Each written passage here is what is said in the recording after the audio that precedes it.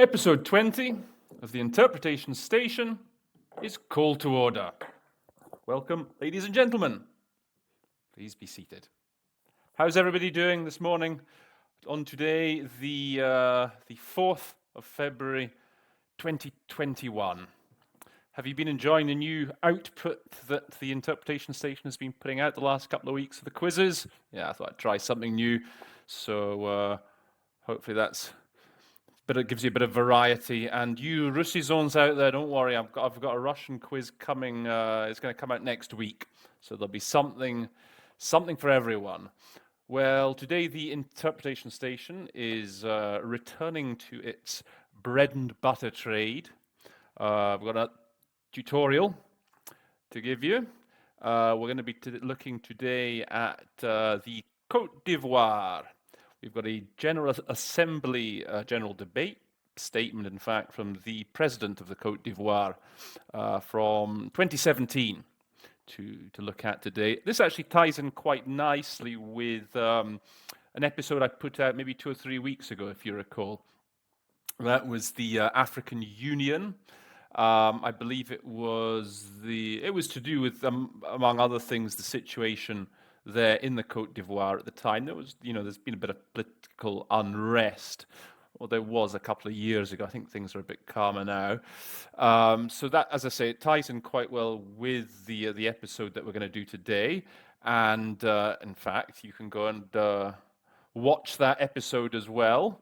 The link for that should appear just here, hopefully. So that'll give you some background. So today's episode is provided to us by Evelyn, and I believe Evelyn is from Nairobi. So I think she may be our first contributor from Africa. So welcome aboard, Evelyn. Hope you enjoy the episode.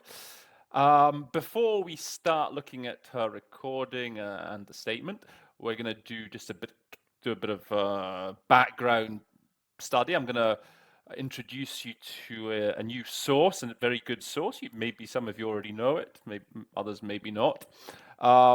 This source was considered, or it certainly is considered, essential go-to material in New York if you're, let's say, doing a meeting of the Security Council. So I used to work do UN meetings in New York, and certainly if you knew there was going to be a big meeting on Cote d'Ivoire coming up the next day, you would want to go to this site. So there were actually two at the time. They were called, there's securitycouncilreport.org and what'sinblue.org.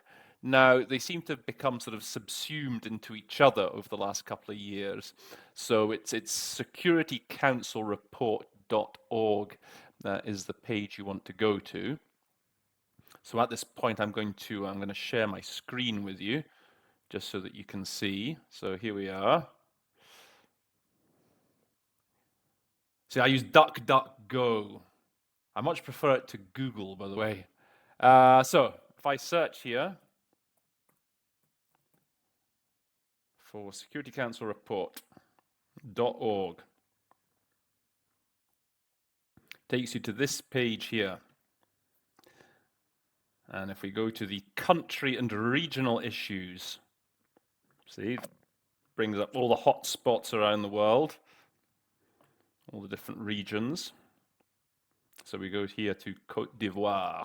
By the way, small but not unimportant point, the country's name is, in English, Cote d'Ivoire. So don't call it the Ivory Coast. I seem to recall a few years ago receiving instructions, in fact, that we were to call it, even when speaking English, Cote d'Ivoire. So I think there's another one like that. I think Cabo Verde, some years ago, changed its name. We used to refer to it as Cape Verde, and then we received instructions one day that it had become, we would just call it Cabo Verde. So just bear that in mind. So, as you can see here, it gives you all the update on the latest goings on in the Ivory Coast, Cote d'Ivoire. It gives you, for example, okay, so you have the UN mission Unosi, sometimes referred to as Unoci. Some of the diplomats like to introduce an Italian twang to its name for some reason. Unosi, Unoci, whatever you prefer. So you have all the you have like the presidential statements that have been issued, the resolutions. So I mean, as I say, this meeting, this statement that we've got today, it's from September 2017.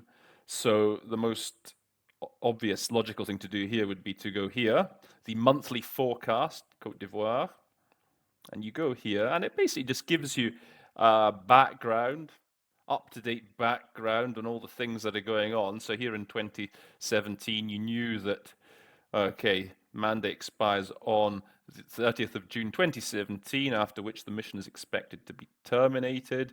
And then you look down, the key recent developments, gives you the main resolutions.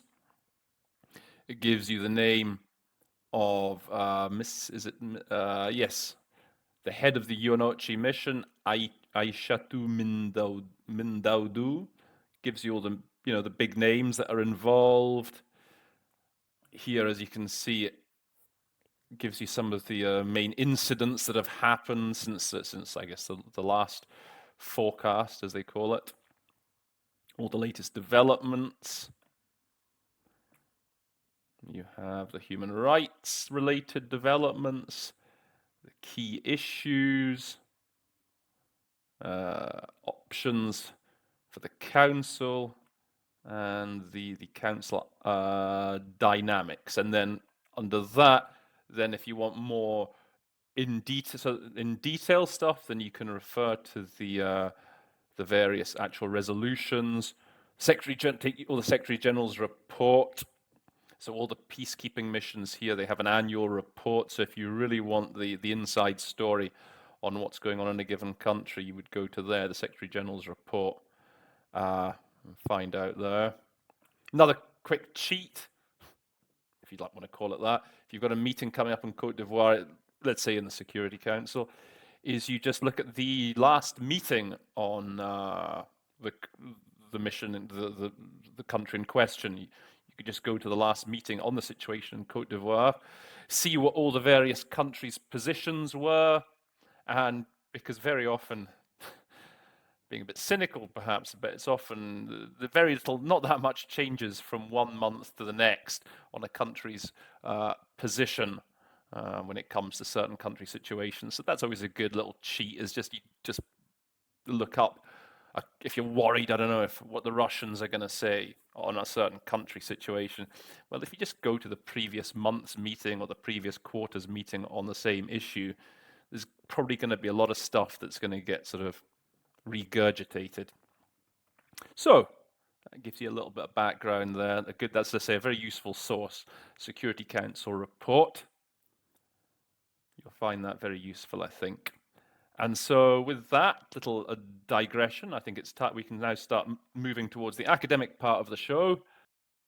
So as usual, you do the 4-point FRPU plan. You follow the link to the original statement. You record yourself doing the statement by Mr. Ouattara. You then print off the hard copy of Mr. Ouattara's statement, and then you watch the show. You take notes and you enjoy yourself. That's how we do it here. So with that, me and Evelyn will see you on the other side.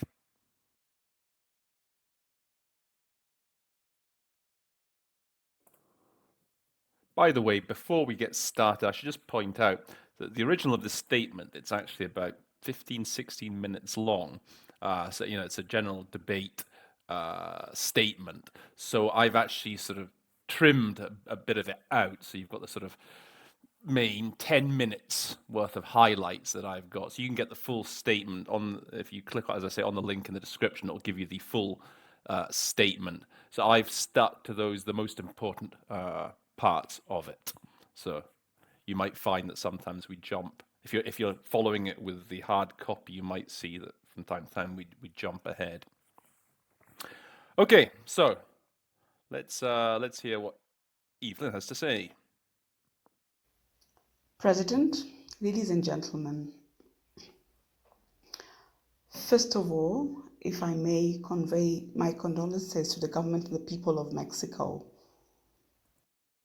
Just very quickly, this was a bit that was inserted subsequent to the text being printed out.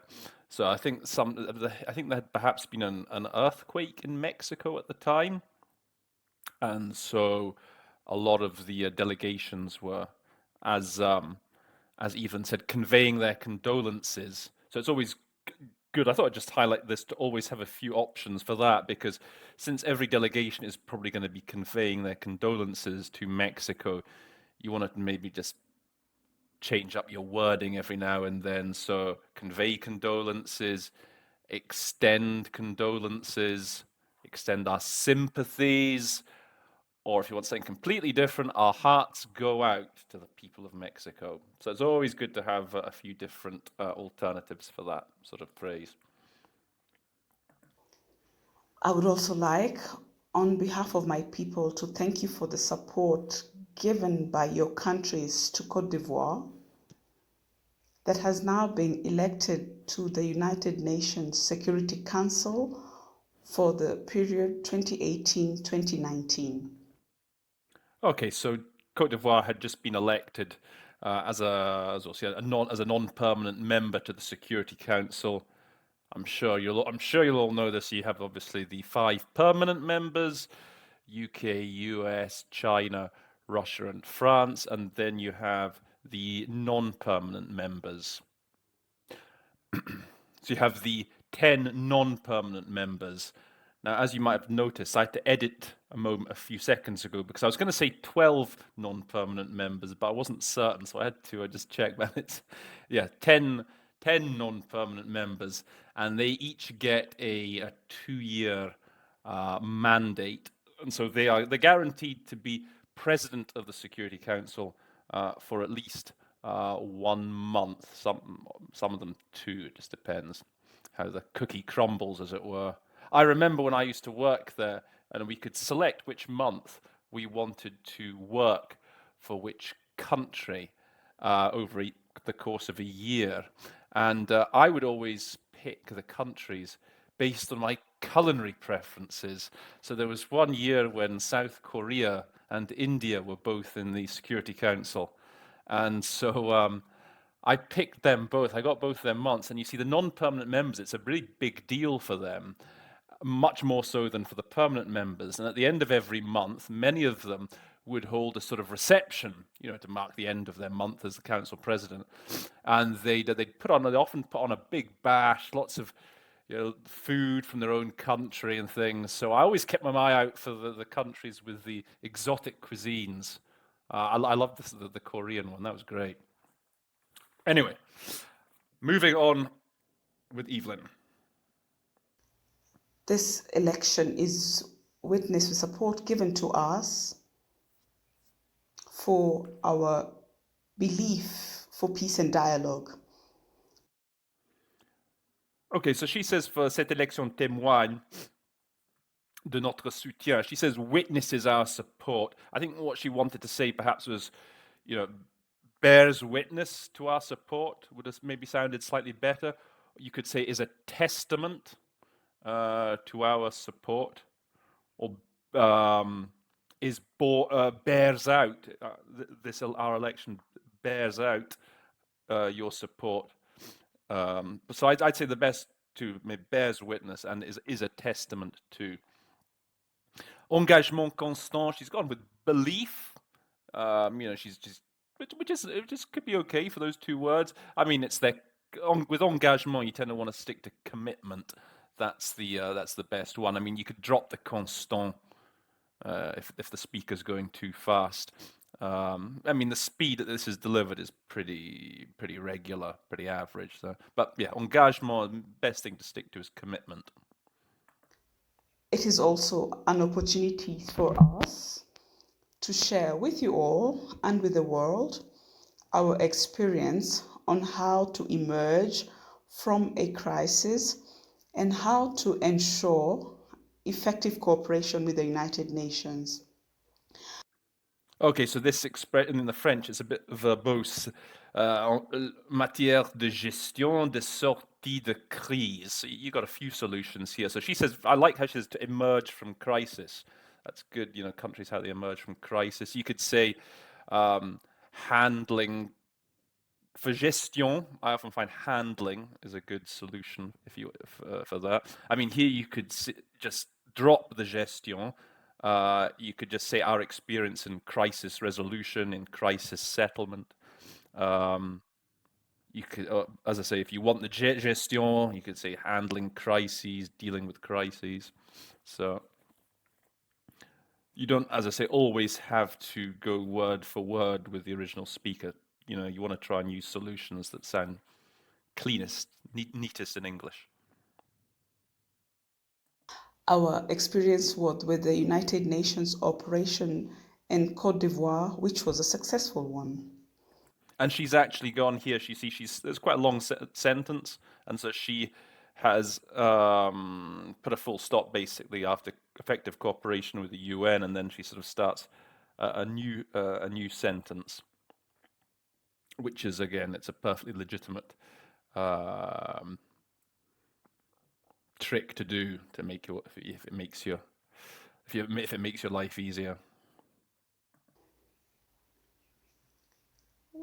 Therefore, during our term as a non-permanent member of the Security Council, Cote d'Ivoire will work to promote fair and pragmatic compromises as we seek to settle crises on the agenda of the Security Council. Okay, so she skipped this little bit. Vous venez de lui confier. Which, I mean, again, in the context, it doesn't. You don't need to say it. I guess the mandate. If you want to say it, you know, the best. You know, when you with a mandate, you confer a mandate on someone, or you bestow or grant a mandate. And then, règlement des crises inscrites à l'agenda. Again, the same phrase that I used a moment ago. You know, settling crises, resolving crises. It's a very important notion to be familiar with. And it's good. She's dropped inscrite à l'agenda. I mean, you could say that inscribed on the Security Council's agenda. I mean, they do use that in English, but here you can just drop it. There are settlement of crises on the Security Council's agenda. We have had discussions with each and every country as we sought our candidacy in the Security Councils, and from these discussions, we have noted that there is indeed an urgent need that everybody feels to respond to new global threats in order to establish a lasting peace for all. Couple of interesting things here. Okay, so notre candidature au Conseil de sécurité. She said candidacy, which is what we do tend to say. I know in newspapers generally the candidacy. I have been told, however, that in the United Nations, when they use this word, you should render it as candidature. It sounds a bit old-fashioned, but apparently that is the official UN nomenclature, candidature over candidacy. Might impress. I mean, no one would ever stop you if you were to say it. Might impress someone in a test, perhaps, maybe. Or then again, they might just think you're taking the easy way out and saying a calc. So it's 50-50. And then, I like what she's done here. Nous retenons l'exigence et l'urgence de répondre aux nouvelles menaces.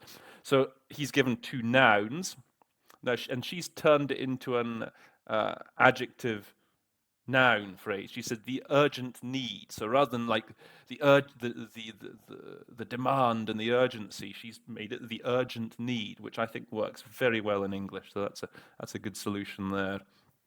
And she talks paix durable, a lasting peace. That's again a sort of set phrase you want to have, a lasting peace. as opposed to sometimes people say they with durable they start thinking about sustainable development goals, les objectifs durables, and they start saying like sustainable peace. But I think lasting peace is best. We therefore must move to action to live up to our commitments, to live up to the expectations of our people in terms of security and development. Okay, so he's going to use this expression quite a bit, or this idea of respecter nos engagements, répondre aux attentes. So you'll see here that Evelyn, she uses live up to a lot. In every case, it's perfectly legitimate, but you'll see as we go along, you'll want to sort of maybe adapt it here and there, use something different. President, since 2001, the global anti-terrorist architecture established by the United Nations has become stronger in terms of laws and in terms of coordination of international action. Okay, so he talks about the architecture anti-terrorist. I mean, in English, we tend to speak about the counter-terrorist architecture.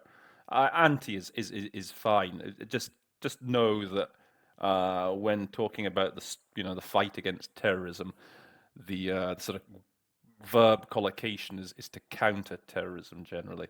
And this is also very nice. C'est considérablement renforcé. So she says she's done this as has grown stronger. Often I do this. I'm tempted to.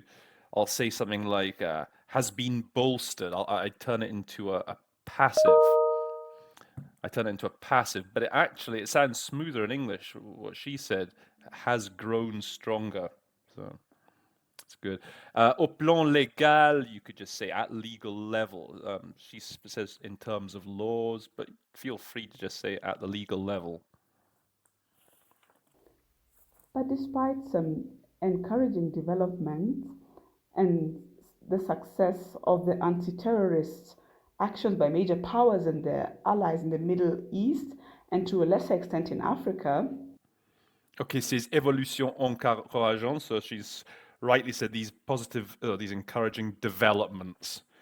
You wouldn't want to say evolutions. I mean, as I said, there are certain contexts where evolution can work, but your best by a long shot is just say talk about developments when you hear ces évolutions.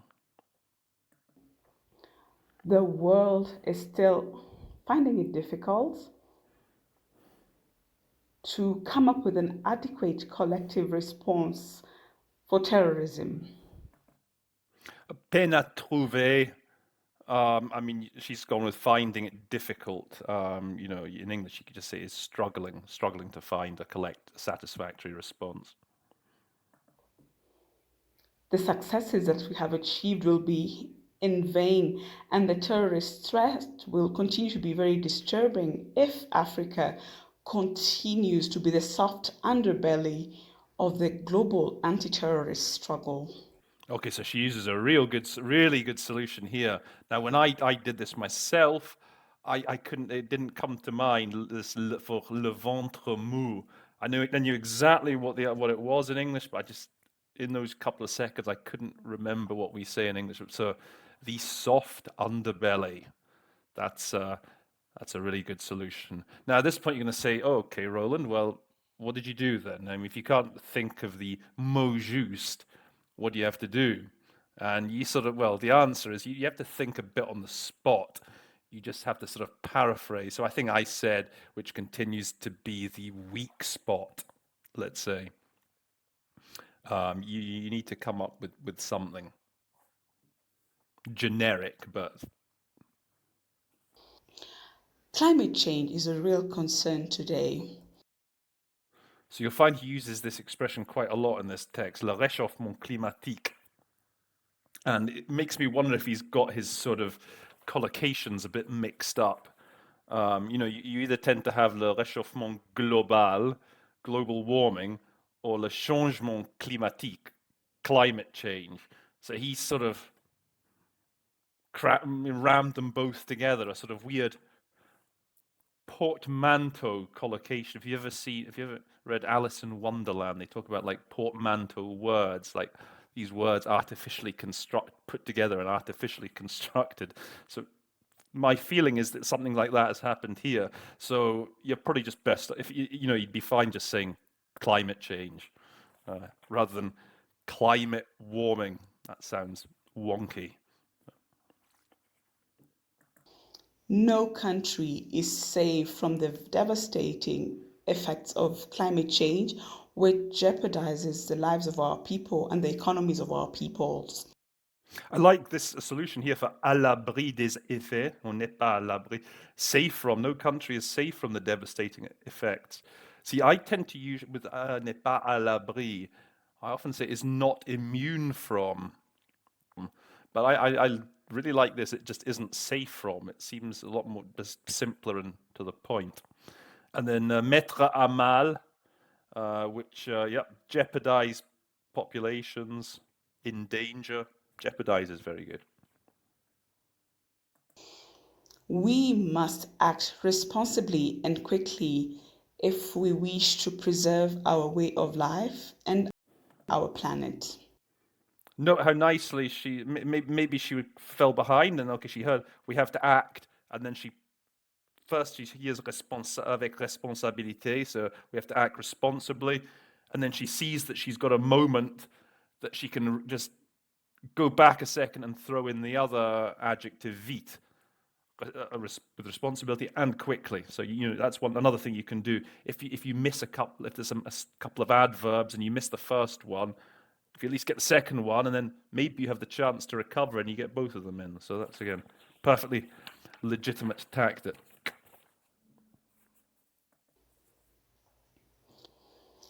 It is a matter of great urgency for countries in Africa, just like for Cote d'Ivoire, to live up to the commitments made in the framework of the Paris Agreement. Okay, so this little phrase here, à l'instar. So if you're newer to the game, newer to the profession, so that just means like Cote d'Ivoire. Okay, just a fancy higher register way of saying comme. Okay, so respect ses engagements. So again, Evelyn's saying here, live up to, which in itself is a very good solution. But here you want to have, that sort of reservoir of other solutions that you can draw on, for example, to honor their commitments. They love delivering on commitments at the UN. Librement consenti, so freely entered into, freely assumed, with you can call them the Paris Accords, the Paris Agreement. Everyone pretty much knows what that is. Developed countries must also live up to their commitments to finance adaptation of the economies to adapt to the effects of climate and global warming.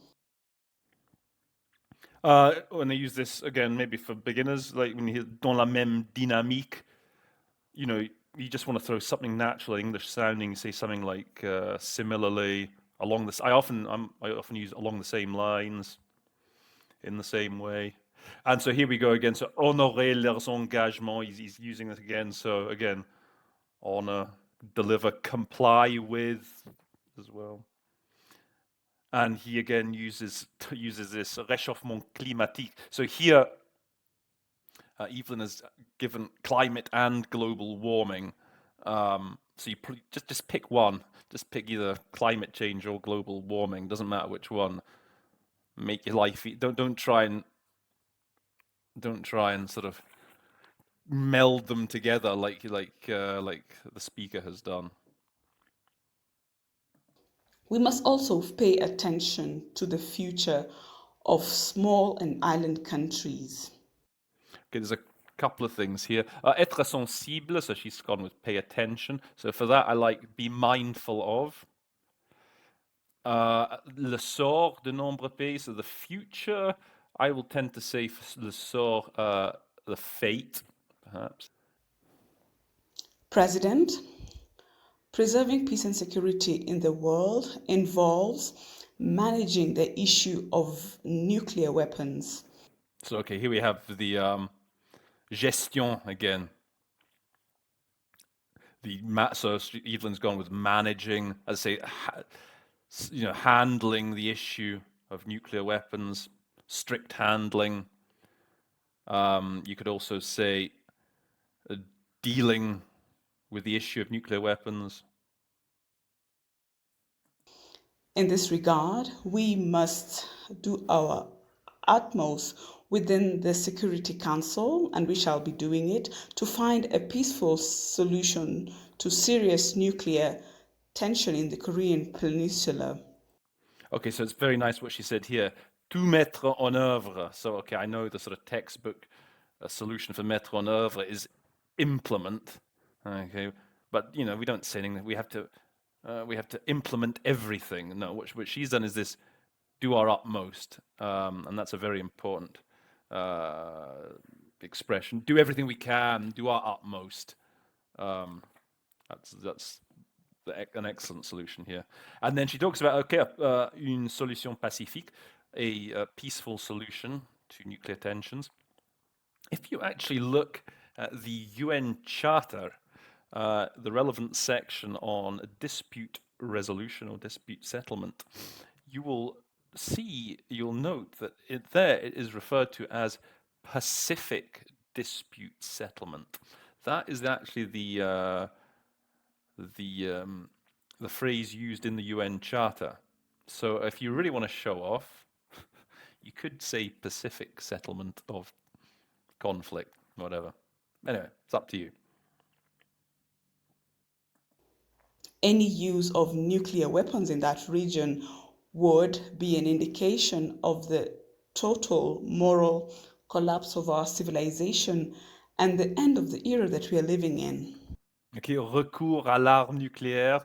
That's a very common expression. It just means, the use of nuclear weapons. Often it'll be in conjunction with the use or the threat of the use of nuclear weapons. So you wouldn't really say recourse to nuclear weapons, just use.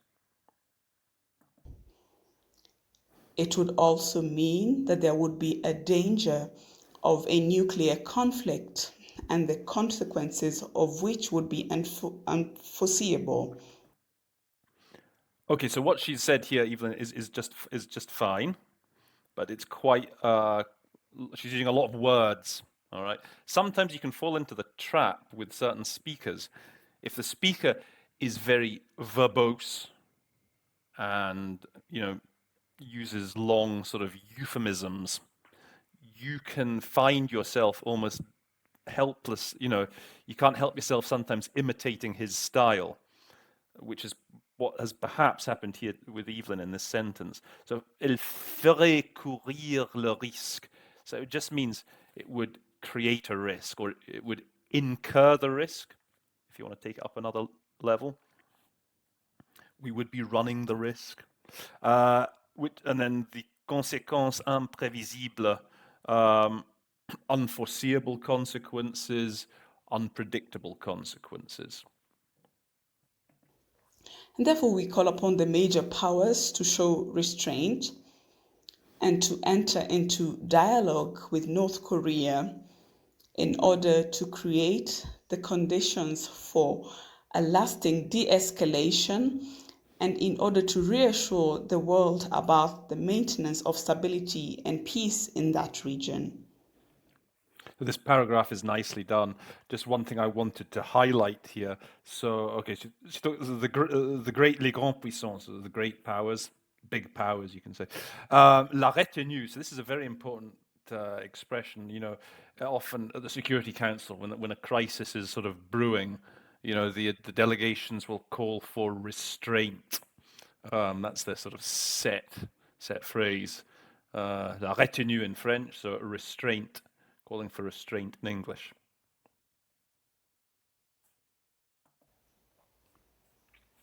President, ladies and gentlemen, all the efforts to combat irregular migration and human trafficking and smuggling of migrants have not put an end to that phenomenon, which still continues to swallow up thousands of young people that come from African countries into the Mediterranean area. Okay, so tricky little paragraph, perhaps. So, l'immigration clandestine. So she said irregular immigration. You could talk about illegal immigration. Irregular is good though. Your contraband, smuggling. So she's gone. You can go with contraband as well. I think. I think contraband is an acceptable word to be using in English. It's fairly general. You want to talk about generally human trafficking, though, and smuggling. We tend to talk about goods more. Gun smuggling, for example, weapon smuggling. But certainly, you want those two words. You know, the trafficking. Trafficking is generally for humans, and then okay, qui continue à engloutir des milliers de gens en provenance des pays africains dans la Méditerranée. So she has gone here with to swallow up thousands of youngsters coming from the African countries. That's a very nice solution. You could have like engulf. I think when I did it, I had the notion of that continues to suck them in to the Mediterranean. And again, the question here is, Roland, what if you can't think of a nice word to reflect that notion? And then again, you want to have some sort of basic alternative that can at least half reflect that notion. You know, that draws in thousands of youngsters, that attracts. If you can't come up with a sort of more figurative word, you want to have at least a sort of generic word that reason more or less conveys the notion. So yeah, as I say, to draw, to attract.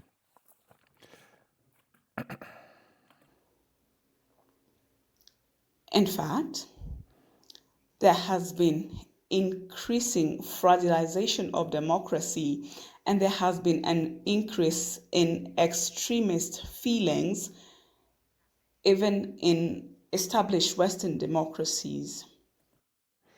Fragilization. So she's used the calc. It's a bit of a dubious calc. I mean, I guess you could say it in English, but just weakening of democracy, I think, would be more to the point, more straightforward.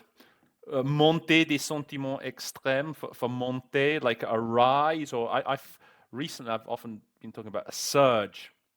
Okay, and I think we would say in this sort of context, we tend to talk more about actually, rather than extreme feelings, we would actually use the calc. Perhaps maybe sounds a bit better in English. Extreme sentiments. Feelings seems more sort of touchy-feely, sort of, whereas I think sentiments is really the mot juste in this case.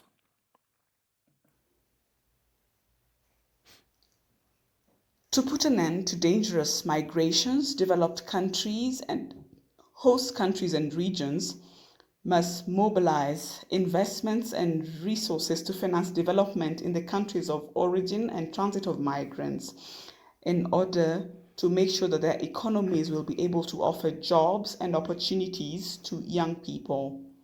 Now, the key in getting this sentence right is your knowledge of these phrases for les régions d'accueil, pays de départ et de transit. So she says that's very good. She says the host regions, région d'accueil. Now, with the countries, les pays de départ et de transit. Okay, transit is pretty straightforward. Transit countries of transit. Now, the official word in English, the sort of official nomenclature is countries of origin and host countries.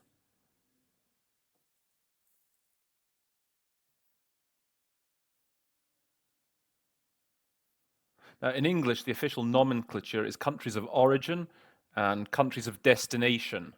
Now, I was also told, again, it's a bit of a mouthful. It's a bit of takes a bit of time to get it out. Now, I was also told way back when, when I was doing my internship at the UN, like an intensive course, you can say sending countries and receiving countries.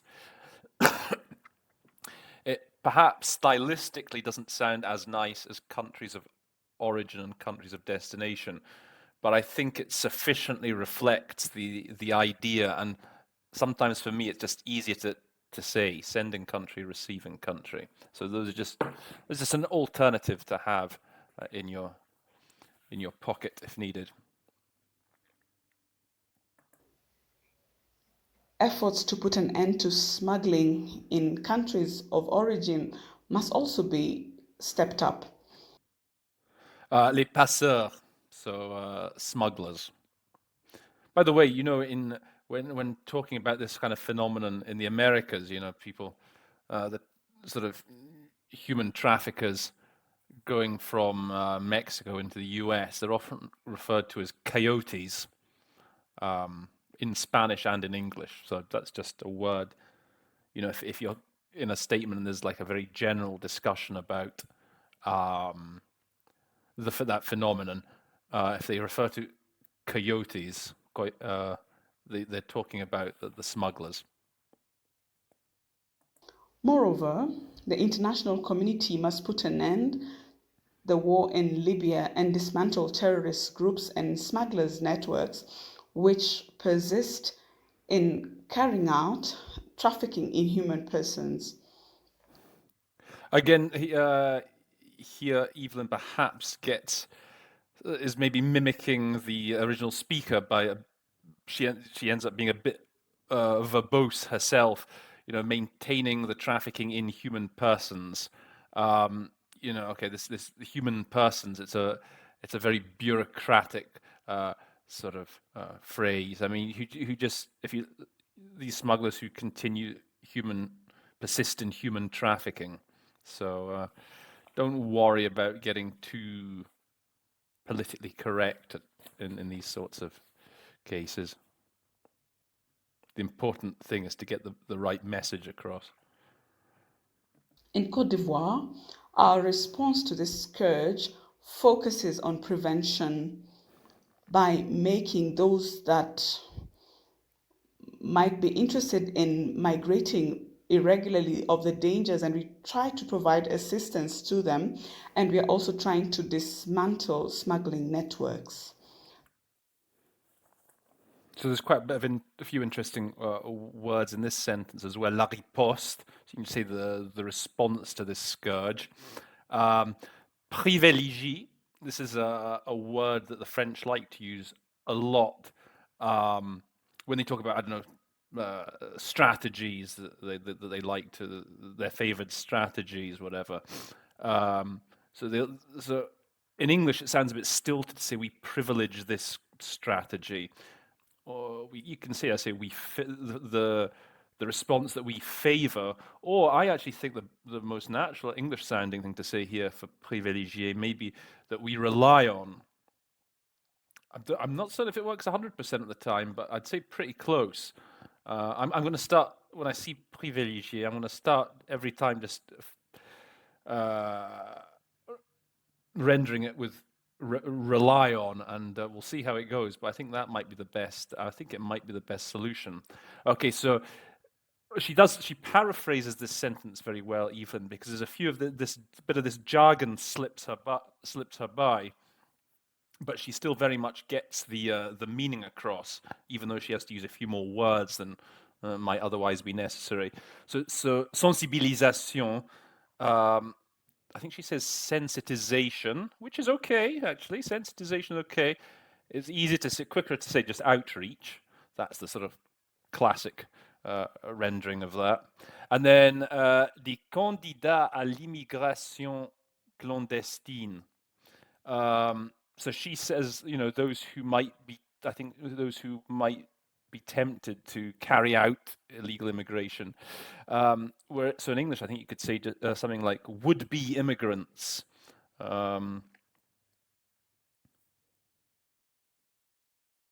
Would-be illegal, would-be irregular immigrants, potential immigrants. So one of those two adjectives, would-be or potential. They often talk about that, for example, as trying to deter in a separate context would-be terrorist, potential terrorist. So that's a good, as I say, couple of adjectives to have at your disposal. Presidents, building a world of peace and security is our top priority. Despite a difficult economic situation today, due to a sharp drop in the price of cocoa, Cote d'Ivoire will live up to its commitments in seeking to implement the Sustainable Development Goals. Okay, just one thing here. So I think une chute brutale. I think she talks about a sharp drop in the price of cocoa. Often with these things, English is very good because sometimes we have these words that in one word can encapsulate a phrase in another language that requires an adjective and a noun. So we could just say for chute brutale, you could just say the slump in global cocoa prices. I think we say cocoa, don't we? I wasn't actually certain. We sometimes say cacao when we talk about the crop. I wasn't certain. I think cocoa is right. When you hear this Côte d'Ivoire entend tenir, just be aware, again, this may be more for sort of people who are newer to interpretation.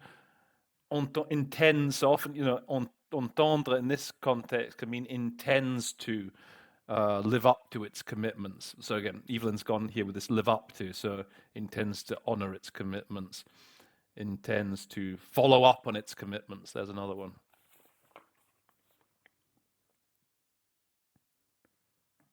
As part of our priorities of goals, Cote d'Ivoire has achieved an average 9% growth rate in the last 5 years. Yeah, here, don't let it throw you when, for example, when the speaker makes this sort of unnecessary tautology here. Les objectifs prioritaires. I mean, he's just basically saying the priorities. You don't need to say the priority goals, the priority objectives.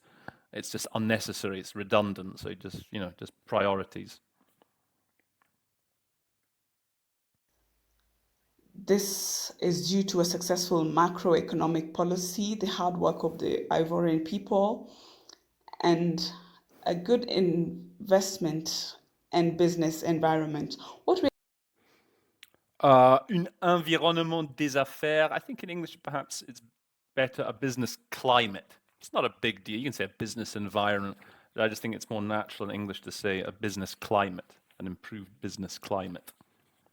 What we're seeking to do now is to distribute efficiently the fruits of this growth, especially to those who are most in need,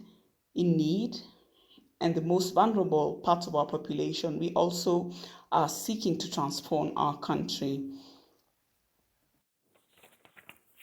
Just one thing here. This verb here, nous nous attelons. Okay, there's one excellent solution for this, rather than we are working hard to, we are doing our utmost to, or whatever. Just to strive. We're now striving to effectively distribute the fruits of this growth. So strive is always an excellent word when you want to get across the notion of putting a lot of effort into something.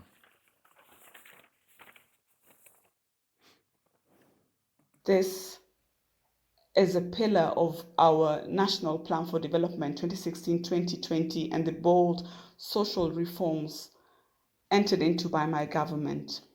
Very good word there for courageuse, for something a bit different, rather than just going courageous or brave. Bold. That's a very good synonym.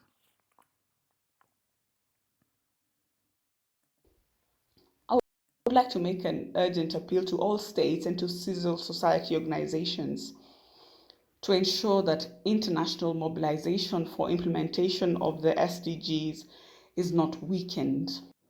Okay, this whole expression here, this is a great classic example of somewhere you could save a bit of time. Je voudrais lancer un appel pressant. I would like to launch a urgent appeal or whatever. So, I mean, That's a very high register for, I mean, the way it's been, expressed. Again, thankfully here in English, we have one word that can basically summarize that whole expression. We just have to say to urge. We urge all states and civil society organizations.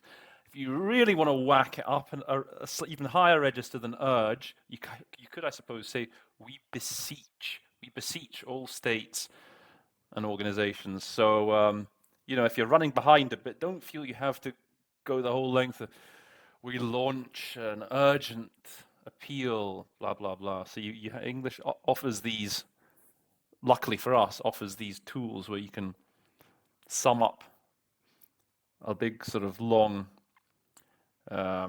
unwieldy expression and just sum it up in one word. And then ne faiblisse pas, that doesn't weaken. And then it occurred to me, I think when I did it, I said weaken, but you can also say, I think a very good word here is that international mobilization shouldn't falter. So that's a very good word to have. Developed countries must live up to their commitments to contribute to financing for development in keeping with the Addis Ababa Action Plan. Okay, so again, she's talking about tenir leurs engagements. So I'm sorry, Evelyn, I keep bringing it up, but every time I bring it up, I'm going to spit out a new synonym, a new alternative to, so to expand your own arsenal. So as I say, deliver on their commitments, comply with. And then, conformément au plan d'action d'Addis Ababa, in keeping with the Addis Ababa action plan, in line with.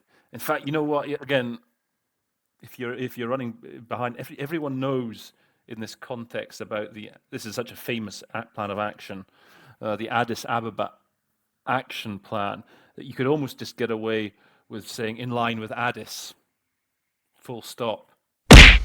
If you're really running behind, you want to catch up, that's one solution I think you could pull off.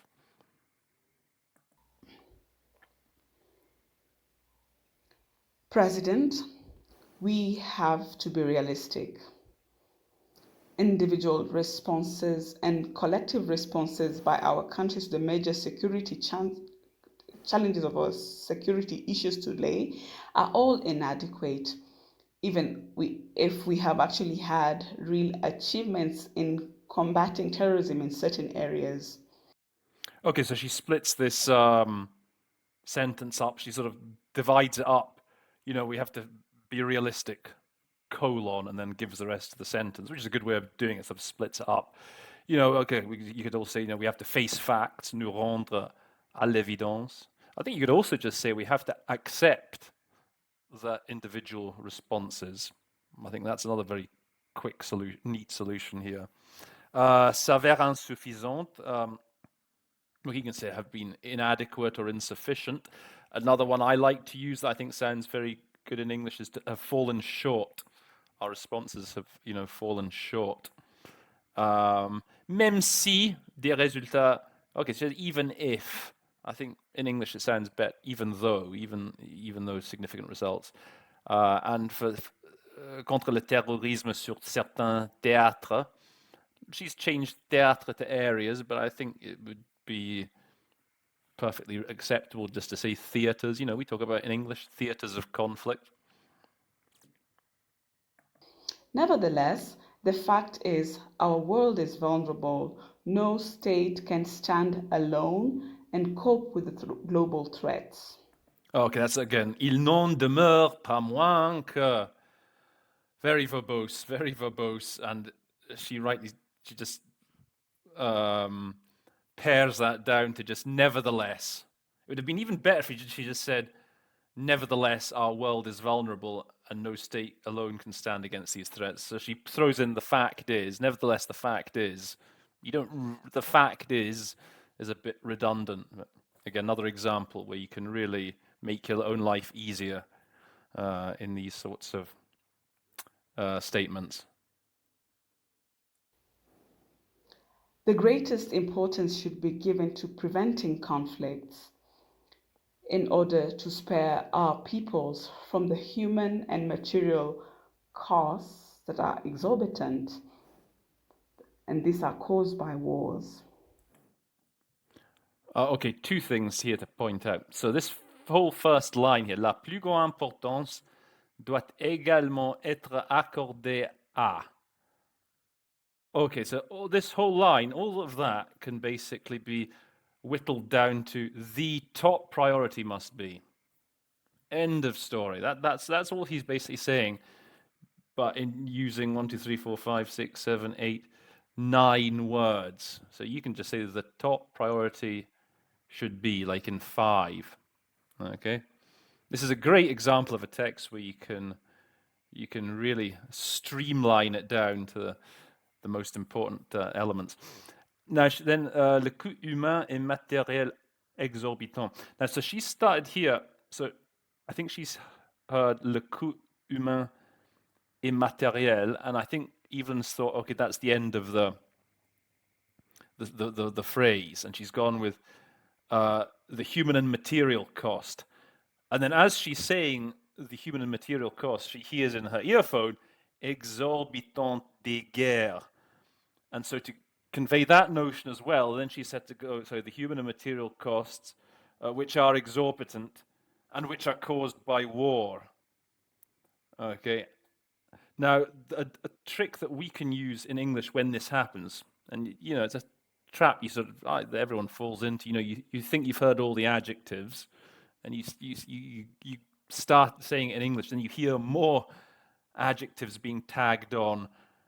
So if I would have said maybe in her shoes, you know, to save our country is the human and material cost, the exorbitant cost of wars. So you reiterate, you almost reaffirm it. It sounds more natural. It sounds a bit more natural than saying, hey, you know, I'm not. What she did is fine. The human cost and material cost, which is exorbitant and which is caused by war. I think though it sounds perhaps more natural in English, if you say something like, you know, the human and material cost, and then you know, okay, I've got to integrate somehow this bit, the exorbitant des guerres. So the human and material cost, the exorbitant cost of war. And I think that sounds very good in English if you can do that. Okay, so that brings us to the end of that statement. Unfortunately, when Evelyn sent me the text, the last 2 paragraphs, I think she's been a bit ill, and I hope you're feeling better, Evelyn. And so I sort of lost the last couple of paragraphs in the volume, but that's a good place to stop. So that's it's a very good text. There's some very useful words and solutions there for you to note down and try and remember. And then the most important thing is, after remembering them, is then trying to apply them in practice when you sort of practice by yourself. Okay, so with that, let's move to Roland's magic moments.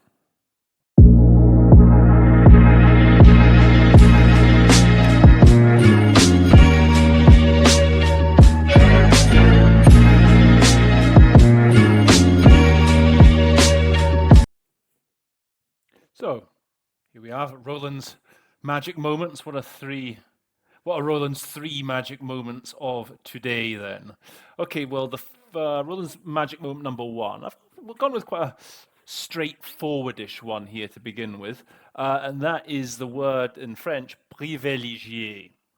Now, I don't know about you, but I've always found over the years, it's one of those words that always just makes me just hesitate for a second. I'm never 100% certain of the best way to approach it. But I think after to prefer, to favor, sometimes even worse of all, we like to privilege. We don't really use privilege as a verb in English, do we? I think to rely on might be a solution that could work very well. So I'd be interested to know what you think. Do any of you have a good solution, a better solution for privilégié than to rely on? If you do, you know what to do, don't you? Put it in the comments. Okay, so that's number 3. Roland's magic moment number 2 for the day is les états insulaires.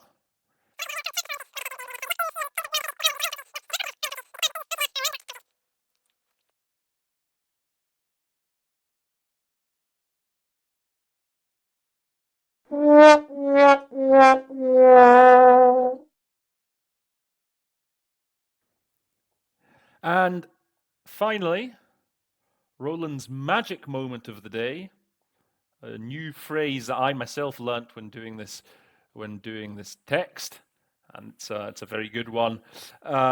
It is le ventre mou, the soft underbelly. I mean, that is an expression that gets used frequently in the news, certainly. And I think it can be used in lots of different fields and spheres. So that's a really good expression to remember. Le ventre mou, the soft underbelly. And because I'm a generous guy, I am going to give you a bonus today, a bonus word. So this isn't a word that actually you came up in today's text or anything, but it's a word that, because we're doing Cote d'Ivoire, there's a word that living here as I do in Switzerland, I've noticed I've been hearing it a lot recently, especially that it's when Africans are talking to each other. And I noticed they use the word. I remember I was listening the other day, and one of them said to their friend, "Ma mère, elle va au bled la semaine prochaine." And I was like, "What? Bled, bled?" And then I heard it again in a few sentences later. I mean, I know there's like a bled in Slovenia, and I was thinking, why would these guys be going to Slovenia? And well, it turns out bled it actually basically means home. I'm going home. It's like African, what French-speaking Africans often use for when they talk about going home. I mean, I looked it up on word reference, and then word reference, the alternatives it gives you, it talks about the back of beyond, backwater, God-forsaken place. But also someone suggests the old country. And the old country, that seems to be, that really does seem to be the idea of that word. So there you are. I mean, I can imagine, the reason I say it is I can imagine you're in a conference, let's say on child soldiers, whatever, and they may be getting a first-hand witness testimony from some guy, and he's maybe talking about next time he goes back home. He'd probably say, quand je vais au bled. And you'd think, what does that mean? Well, now you know what it means. Now if you hear it, you'll remember. Oh yeah, interpretation station taught me that word. So there you go, extra bonus for you. Okay, well, that pretty much brings us to the end of today's episode. As usual, if you like the show, if you learned some new stuff, please do smash the thumbs up button. If you haven't subscribed already, well, please consider doing so. That's what keeps me going. That's what keeps me making new episodes, all the new subscriptions. So please do, if you're enjoying the show, please do subscribe, and subscribe also to get notifications every time new episodes come out. Finally, I'm just going to give a quick shout out to someone. Now, you may have seen me posting it on my my LinkedIn page. So a couple of weeks ago, I did an interview with a translator, on a fellow YouTuber. So his name's Robert Gebhardt, and his channel is Freelance Translator Tips. So I'm going to put in a link to the interview that we did. We're just discussing, the situation on the translation interpreting market. He's got some really good material. He's got like over 7,000 subscribers. Put some really interesting stuff out. Tells you about the situation generally is in translating, because I know a lot of you, my viewers, I think you probably dabble in a bit of both, whatever you can, interpreting, translating, right? So he could definitely have some interesting pointers for you. So as I say, Freelance Translator Tips, and watch the interpretation station in his in my first ever interview. Okay, well, so with that, as I say, I'll leave all the important links in the description box. I'll leave a link to Security Council report as well in the description box, in case you forgot to note it down earlier. And yeah, so we'll be back next week. Hopefully, should have a new quiz out next week. So yeah, have a good rest of the weekend. And with that, All I have to say is that episode 20 of the Interpretation Station is adjourned. See you next time. The train is now leaving the interpretation station.